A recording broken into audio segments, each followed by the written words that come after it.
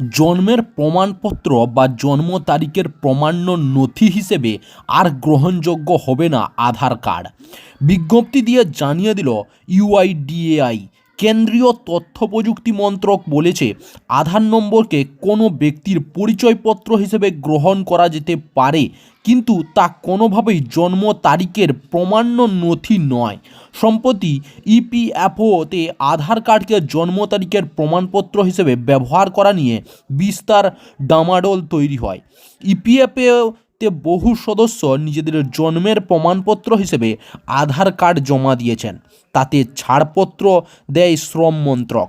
বিভিন্ন ব্যাংকের কেওয়াইসির ক্ষেত্রেও আধার কার্ডকেই জন্মের প্রমাণপত্র হিসেবে ব্যবহার করা হয়।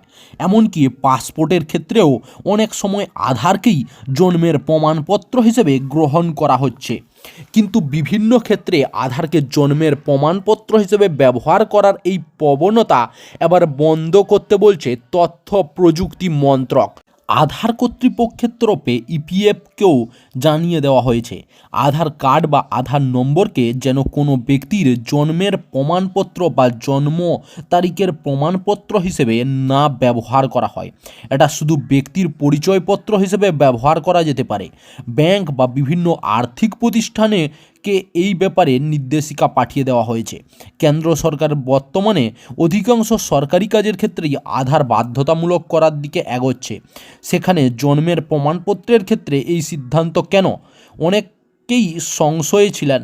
তবে সূত্র বলছে, ইউআইডিআইর আধারের জন্য দেওয়া ব্যক্তির জন্ম তারিখ সঠিক কিনা সেটা যাচাই করে না।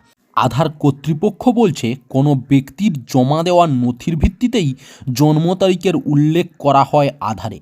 কিন্তু সেই ব্যক্তি যে জন্ম তারিখের প্রকৃত তথ্যই দিচ্ছেন তার গ্যারান্টি আধার কর্তৃপক্ষ দেয় না। চাকরির খবর থেকে শুরু করে নিয়োগের খবর থেকে শুরু করে ঝড়ঝঞ্ঝা, দেশ বিদেশ, রাজ্য, জেলা এবং আপনার শহরের খবর একটা চ্যানেল আমাদের newsbangla.com-এ সবার আগে আপনারা পেয়ে যাবেন। তাই চ্যানেলটাকে অতি অবশ্যই সাবস্ক্রাইব করে পাশ থেকে বেল আইকনটা ক্লিক করে অল নোটিফিকেশন অন করে রাখুন। জয় হিন্দ, জয় ভারত।